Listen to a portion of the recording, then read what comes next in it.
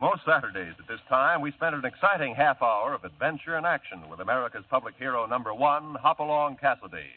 Well, even two-fisted cowboys take summer vacations when they can, and Hoppy is no exception. Hopalong and Topper will be back with us riding the CBS air trails again 9 weeks from tonight, September 22nd. Get this and get it straight. Crime is a sucker's road, and those who travel it wind up in the gutter, the prison, or the grave. There's no other end. But they never learn. From the pen of Raymond Chandler, outstanding author of crime fiction, comes his most famous character in The Adventures of Philip Marlowe.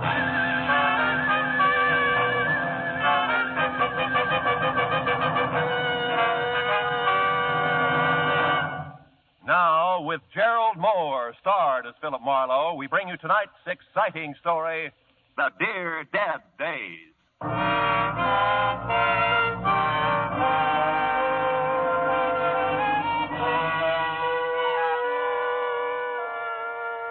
I stood at the window and looked down at the Saturday morning traffic. 1,000 inchworms playing follow the leader to the beach, to the mountains, to Aunt Millie's, to any place. I had time, a book. There was food in the refrigerator and a coffee cup in my hand. Across the room, there was an easy chair, cigarettes on the table beside it. The clock said it was 9:15. I hadn't shaved, and I wasn't going to. It was Saturday all day, and it was mine.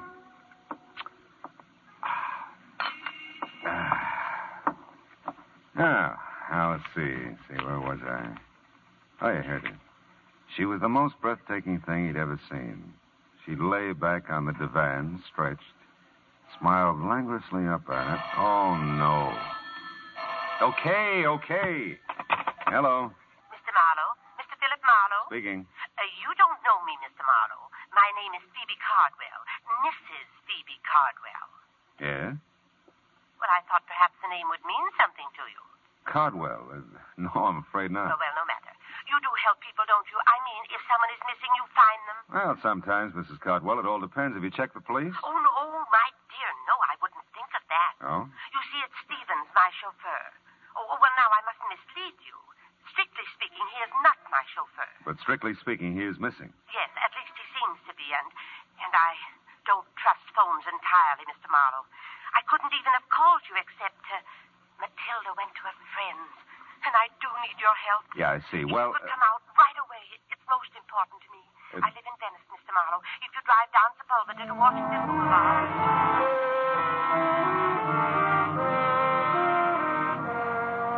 Well, what do you do? Maybe I thought about my grandmother. Maybe I thought of $25 a day. I don't know.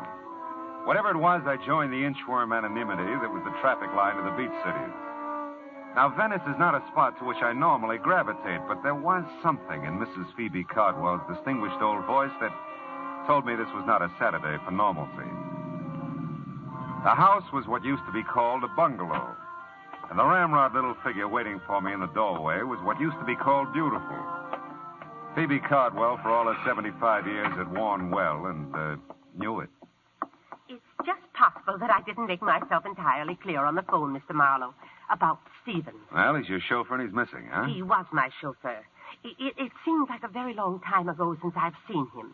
You see, after Horace died in 1948, Horace was my husband. Oh. You see, after Horace died, Stephen stayed on to drive for the family who took our Pasadena house. Mm. Oh, he did this with my blessing, of course. Horace, rest him, left me very little, really.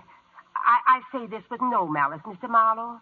Merely to point out that for me to retain Stevens was quite out of the question. Yeah, I suppose so. So I moved in with my younger sister, Matilda. Mm. She's visiting a friend at the moment. I wouldn't want Matilda to share my concern over Stevens, and I'm sure you'll respect that. Oh, of course, Mrs. Cardwell. Yes, thank you. Now, look, so far as you know, is Stephen still driving for the family who took your house? Oh, I'm sure he is. He must be. It's just that, well, on Thursdays, his day off, Yeah. He always brought the limousine over to take me for rides and run my little errands. Oh, understand now. The Brants are fully aware of this. That's the family he works for. Who have my home in Pasadena. And Stevens hasn't been to see you in some time. In weeks, and not a word, you understand. I find it difficult to tell you precisely how I feel about this, Mr. Marlowe. Stevens is like a son to me. Perhaps he's ill or troubled. Oh, I'd want to know that. I might be able to help. You phoned, I suppose? Oh, I'm embarrassed to say how many times. But no answer, none at all. I've a writing desk in my room, Mr. Marlowe. I'll write the Pasadena address and phone number for you. My number, too. Oh, I shan't be a moment now. I'd seen the ring when I first sat down opposite her. First because it was big, almost massive on her tiny right hand. Then because it didn't fit the rest of the lavender and old lace picture that she presented. A mass of jade and gold carved with oriental figures. A foreboding thing that reeked quality of its kind and value. After she left, the vases jumped out at me from the mantel. Small, gold, and jade again. And as incongruously out of place as Phoebe Cardwell in Sister Matilda's bungalow. There. Now, that didn't take long, did it? Oh, not long at all. Oh, I like you, Mr. Marlowe. You'll find Stevens for me, I know. Well, I hope so, Mrs. Cardwell. And if I do, what'll I tell him? That I want to see him or hear from him. Stevens will understand. Yeah, well, Oh, dear. Huh? That's Matilda. Steve, I'm home, dearie. So I see, my dear. Mr. Marlowe, may I present my sister, Miss Reed? Miss Reed? With an eye like Wallace Reed. I'm sure, Mr. Oh, but maybe you don't remember Wally? Well, I tell you, Matilda dabbled in theatricals at one time, Mr. Marlowe. Dabbled in theatricals. I was in pictures in the golden era, Mr. Marlowe, when silence was golden. Oh, that Wallace Reed, yeah. Mr. Marlowe's in insurance, my dear, and some younger than we are. Did you see the covered wagon, Ernst Torrance? I had a big scene with him on the prairie, right by one of the wagon wheels. No, not first run. I'm waiting for it to come to my neighborhood theater.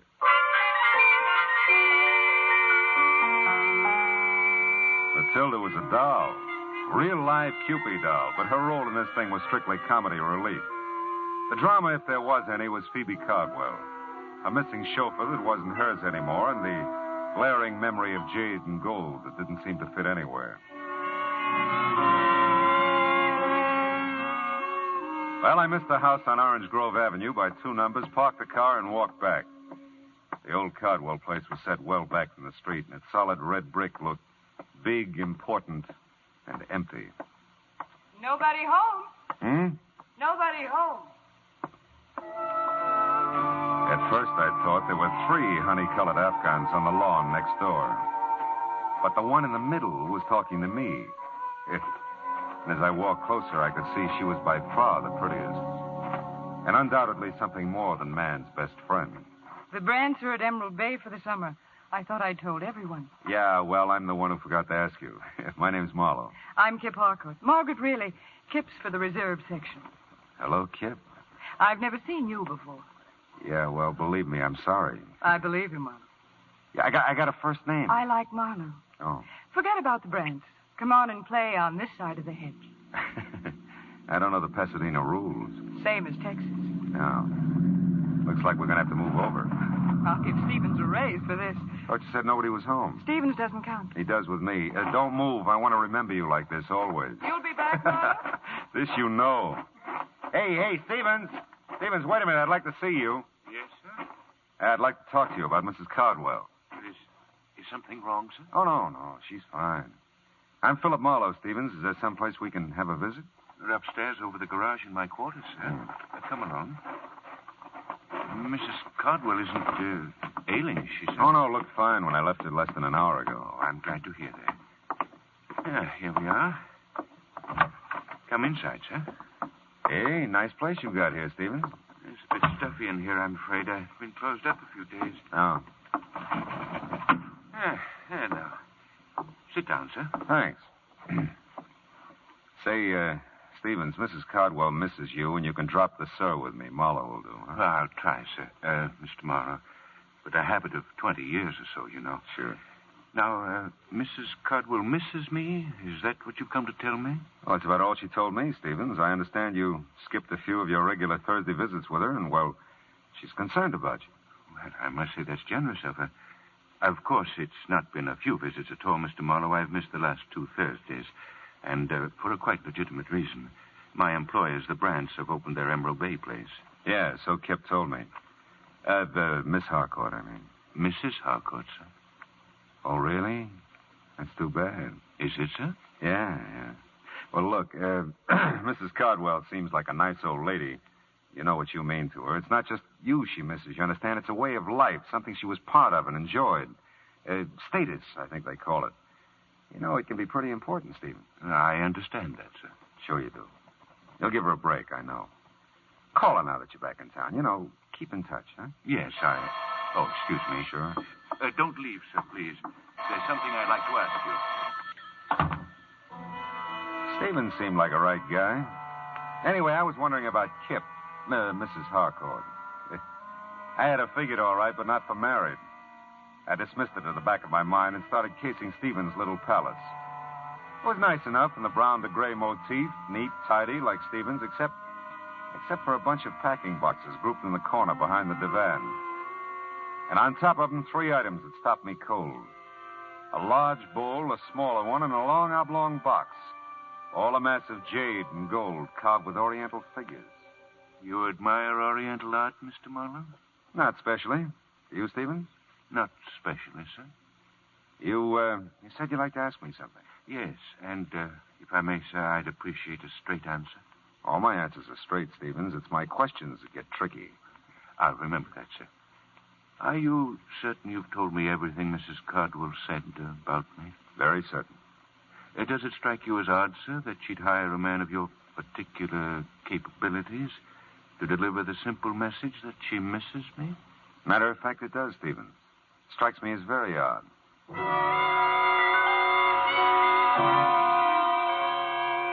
I couldn't tell Stevens anymore because I didn't know anymore. It was my turn to ask questions, but I didn't have any yet. I was closing in on a pretty good one as I started down the drive again, but it got lost in the shuffle. I knew you'd be back, Marlowe. You always arrive unannounced, don't you, Mrs. Harcourt? Henry's in Balboa. You're here. Henry's out of his mind. Don't you want a drink or something? Yes, Kip.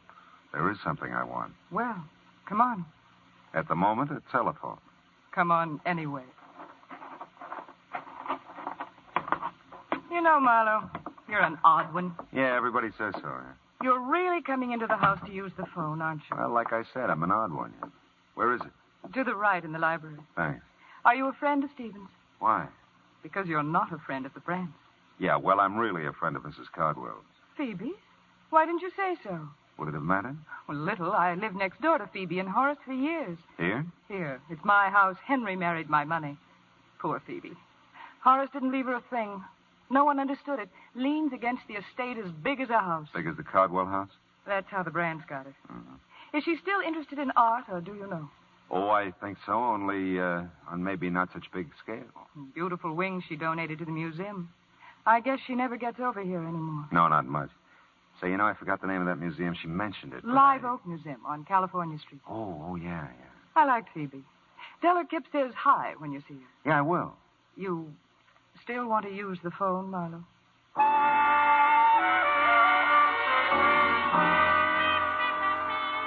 I used the phone. I called Phoebe Cardwell, explained Stephen's absence, and gave her Kip's bet. And the case was closed. All I had to do was wait for a check. But all of a sudden, I didn't feel very good about any of it. It was like a hangover. I felt something should make sense, but nothing did. The jade and gold at Phoebe's, the stuff in Stephen's quarters that looked just like it.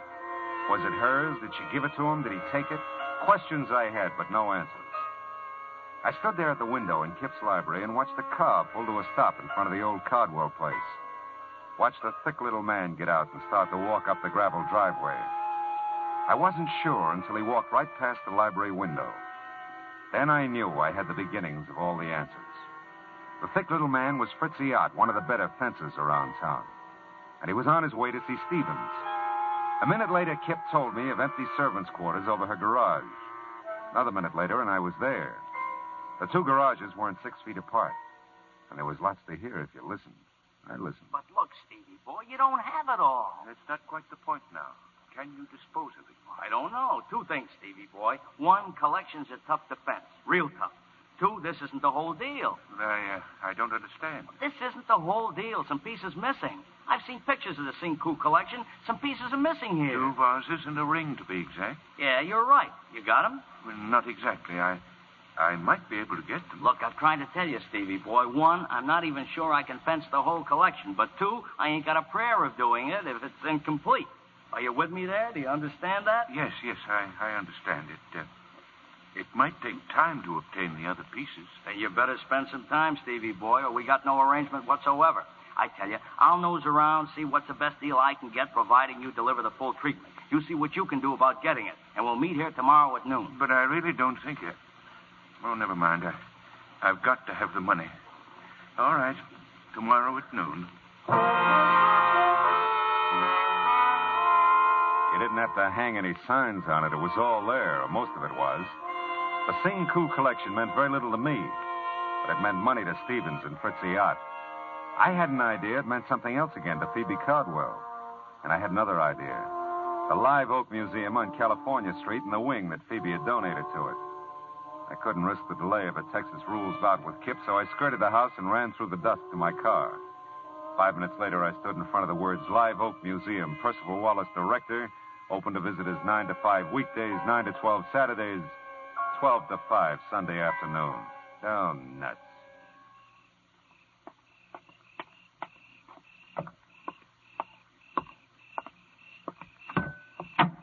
Not interested in art, eh, Mr. Marlowe? We've done that bit, Stevens. My answer was not specially. I dislike dissuading you in this manner, sir, but I'm a quite accurate shot. You know, I believe that, Stevens. If I can't persuade you with this warning, I'll not hesitate to use this gun. I'll not hesitate at all, sir.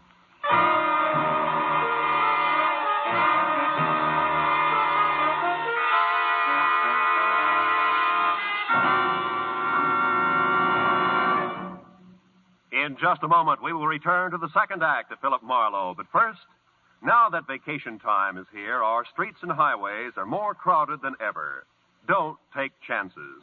Obey the traffic rules and drive carefully. The life you save may be your own. And now with our star, Gerald Mohr, the second act of Philip Marlowe, and tonight's story, The Dear Dead Days.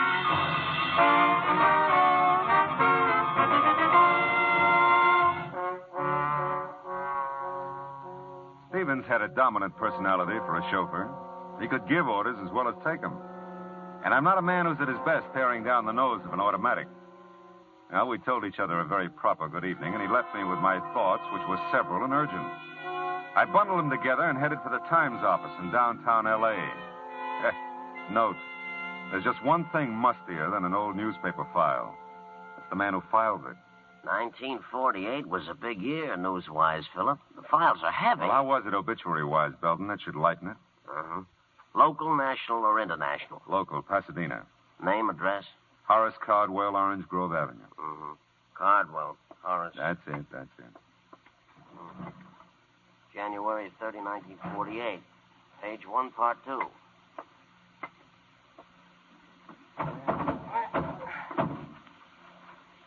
That's a good spot, page 1, part 2. Best local obit spot in the paper. Oh, I'll bet Horace was proud like anything. Oh. Let's see here. Candy. Oh, here it is. Mm-hmm. Mr. Cardwell is survived by his wife, Phoebe Reed Cardwell, at home. Period. Nothing. Hey, Belton, you got one for her? Her? Phoebe Cardwell. When'd she go? She hasn't. She somebody? She's somebody. Cardwell, Mrs. Horace, parenthesis, Phoebe Reed, close parenthesis, Triad Belton. All right. She could be more. She'll never make part 2, page 1 at this rate. Yeah, that's too bad, but read it anyway, huh? Born Waterloo, Iowa, June 7th, 1876. She's Gemini, Philip. That's wonderful. Will you just read? Oh, yeah. Okay. Married Horace Caldwell. So. Moved to California. She was so. Oh, chairman of Art and Culture Committee, Live Oak Museum, Pasadena. That's it. Go ahead. Traveled extensively all over the world. Brought back many valuable paintings and objects d'art. Yeah, it's reasonable. To the museum. Most famous of which is Sing Woo collection of jade. And, well, that's about it, Philip. I love you, Belton. Thanks.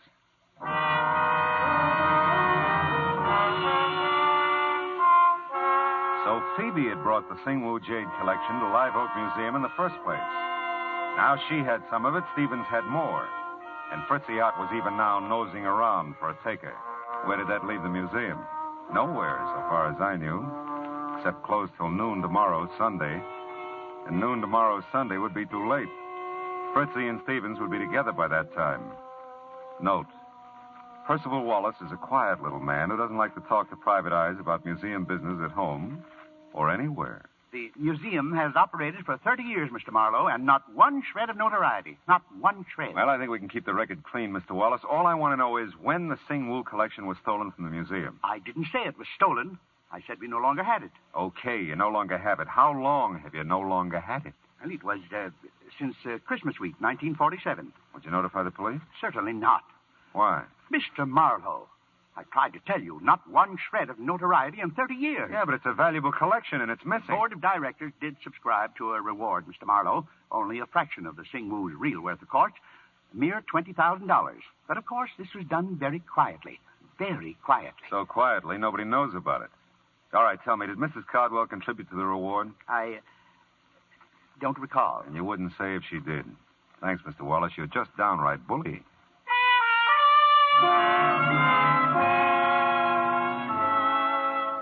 I got to Phoebe Cardwell's small bungalow in Venice in time to see a liveried limousine pull away from the curb. A few minutes after it got lost with the rest of the inchworms, the light-up-at-night variety, Mrs. Cardwell ushered me into the living room. When she turned on the lights, everything in the room jumped out at me again. The pink dogs, the blue cats, the souvenir pillows. But the most notable things in the room were the jade and gold vases that were gone from the mantel, and the jade and gold ring that was missing from Phoebe Cardwell's old hand. This is delightful, Mr. Marlowe. Genuinely delightful. Yeah, well, I was afraid it might be a little too late to call. Oh, ordinarily, yes. Oh, but not tonight. Why, you just missed him, Stevens. He came back and took me for a drive. I just this minute got home. Oh, that's fine. Oh, thanks to you, Mr. Marlowe. I'm so grateful. He hadn't forgotten about me, you know. No, he'd been busy. Oh, sure, yeah. I bet he has. I'm embarrassed not to have mentioned it sooner, but I have your money for you, your fee. Oh, there's no hurry, honey. In fact, I've done so little that I... No, I won't hear that. I'll pay you in full, of course. All right. Say, this morning I was admiring your ring and the vases on the mantel. Were you indeed? Yeah. Well, I'm glad. They're quite nice, you know. Yes, they were. Did you give them to Stevens, Mrs. Cardwell? I beg your pardon? Did you give them to Stevens? Why, really, Mr. Marlowe, you surprise me. That is none of your affair, you know. I'm a curious fellow. I secured your services to perform a specific task. You've done that. I certainly do not intend to discuss Stevens or anything pertaining to him with you, Mr. Marlowe. All right. We'll leave it that way, huh? Not a word of any of this to Matilda now. All right. Stevie, dear. Oh, and Mr. Marlowe again. Yeah, I was just leaving. I told the girls at the club all about you, and I am right, aren't I? You are Julia Marlowe's son. Julia Marlowe, The actress. She played Barbara Fritchie for years. She did. Well, I'm sorry, but there are no Fritchies in our families for years, either side. Really, Matilda, Mr. Marlowe's busy. He was just leaving. Yes, wasn't I? Philip Fritchie Marlowe. Oh, could have been a beautiful name.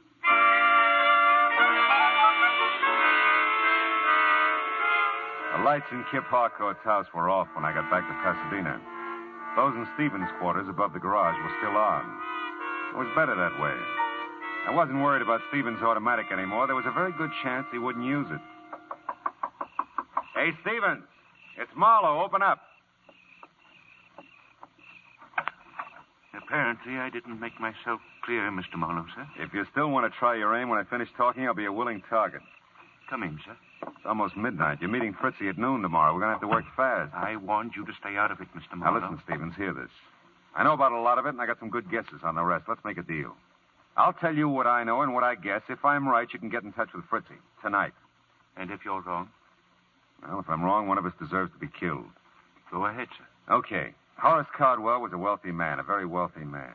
He was a good businessman, and he loved his wife very much. That's right, sir. When he died, there was almost no money. A small amount maybe for Phoebe, but the house, everything in it, the cars, everything, went to pay off debts, liens against the estate. What else do you know? That Phoebe Cardwell contributed a wing to the Live Oak Museum. That she brought art treasures from all over the world to put in it, including the Singwoo Jade collection. that the collection's been missing from the Cardwell wing since Christmas 1947. Horace died of a cerebral hemorrhage in January 1948. And nobody wants to talk about who took the collection, least of all the people at the Live Oak Museum. And what do you guess from all this, sir? That a man, even a very wealthy man, can run out of money. Especially if he has a wife who's a wonderful woman with an eye and a hand for expensive art treasures. Phoebe's sick, Stevens. Kleptomania is an illness. I know, sir. It's been such a well-guarded secret. It took all Mr. Horace had to pay for the things she took. People to watch her, keep track of her. You know her, sir. He couldn't bear to get help for her, psychiatric help. Now, she needs money, just to live on. She has so little, and... You love her very much, don't you? Yes. Yes, I do. Well, she can't have too many more years, Stevens, and $20,000 is a lot of money. $20,000, Mr. Moore? Now, look, Stevens. You call it a well-guarded secret. Believe me, it was, and it is. Even those of you who've been protecting Phoebe all these years haven't leveled with each other. How she moved the collection out of there, I'll never know, but the museum's had a $20,000 reward for its return for several years. Well, I didn't know that, sir. I know you didn't. And it suddenly dawns on me that Phoebe's been handing you the Singwoo collection bit by bit ever since she, came by it. Maybe an appreciation for your years of faithful service, huh? Well, she said it might come in handy, sir, if I ever needed money. If I needed money, Mr. Marlowe. Yeah, I know, Stevens. Hey, you got a conflict tomorrow. You can't be here meeting Fritzy and be at the Live Oak Museum when it opens at noon, too. Well, I'll call Fritzy. Tell him our arrangement is off. And Stevens, can't you just see Percival Wallace's face tomorrow when he eyes the Singwoo collection again?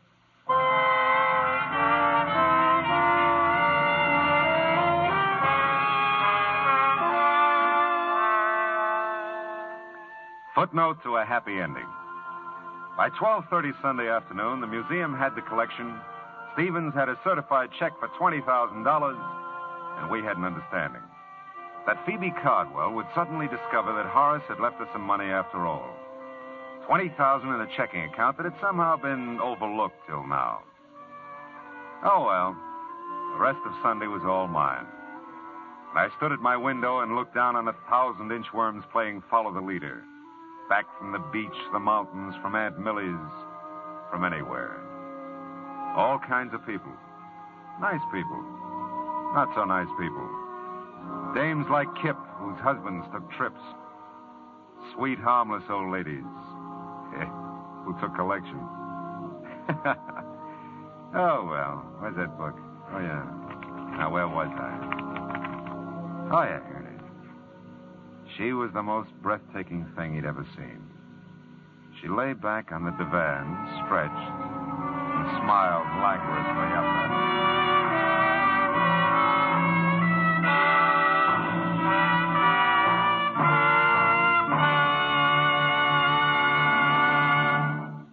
The Adventures of Philip Marlowe, bringing you Raymond Chandler's most famous character, star Gerald Mohr, are produced and directed by Norman MacDonald, and was written for radio tonight by Kathleen Height and Adrian Jon D. Featured in the cast were Verna Felton, Bill Johnstone, and Lynn Allen, with Ann Morrison, Ralph Moody, Jerry Hausner, and Sidney Miller. Gerald Mohr may soon be seen in the Santana production, Sirocco. The special music is composed by Pierre Garrigank and conducted by Wilbur Hatch. Be sure to listen again next week at the same time when Philip Marlowe says... This time, a pair of green eyes held a promise. A house on Bedford Drive held a murder. A Malibu motel held a secret. And I almost held the sack.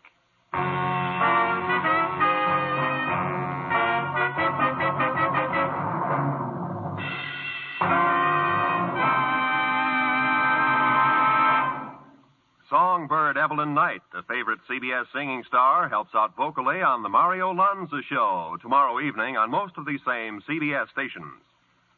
Stay tuned now for Gangbusters, which follows immediately over most of these same CBS stations. Roy Rowan speaking.